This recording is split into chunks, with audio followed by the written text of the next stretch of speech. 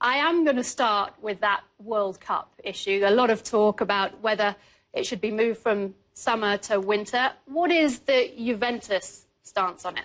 But I think the fact that there's a lot of chat it's good, because I mean everybody within the football family wants to make sure that the right decision is being made. I think there's been a clear position from the FIFA Executive Committee, which is our decision will be taken following the 2014 World Cup in Brazil, and so that should leave us plenty of time to actually make the right decision. Moving a World Cup from the relevant months, July, which is June, July, when it's normally played, to different months, has got a huge involvement.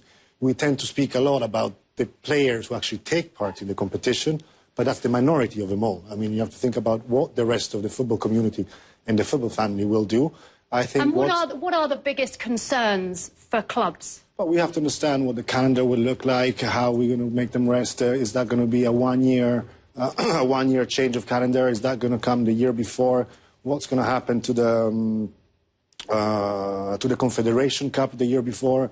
As we do have a number of issues open.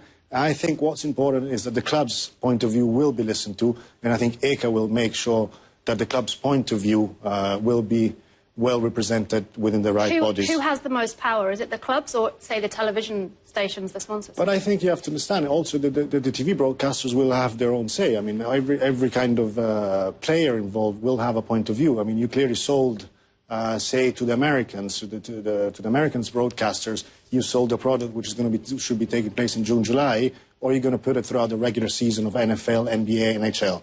Will that have the same value? So there's a lot of players which need to come to an agreement. I am quite sure that with the goodwill of everybody, a good solution will be found in the interest of football itself. One of the other issues that's getting a lot of attention in Italy at the moment is that of the stadium closures for not only racist chanting of fans, but also regional differences. Do you agree with it? First and foremost, I think we should say that any form of racism should be fought and should be condemned in any form and in any way. We at Juventus, we are very keen on this, and for this reason we have two projects which are sponsored by UNESCO, one is a kick to racism and one is a play with me, and are integrating projects that we carry out amongst our people within the country. Secondly, I mean, Italy has got a very unique situation at the moment, because one thing is racism, one thing is territorial discrimination. Italy has always been, the country of many boroughs, many small villages, and a lot of that has been taken into account in a board meeting of the Italian Federation, which has enhanced the actual principles of UEFA. So now it's something that we have to look into ourselves. But it is important for me to say that much of what's happening in Italy today is not racism, but is a peculiarity typical to Italians. So you should go typical to Italy. But isn't a lot of football in any country almost tribal differences? In England, Liverpool against Manchester United. How do you differentiate between that?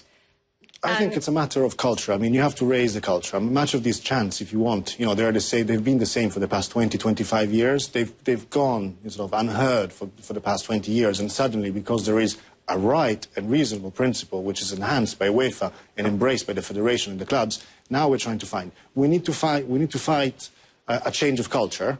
And fighting a change of culture requires a bit of time. So we have to make sure that we take small steps in the same direction, and we fight and try to rule out racism in any form from the stadiums, because those are the places where we want to take our kids, we want to take our families, and we want to make sure that the right messages are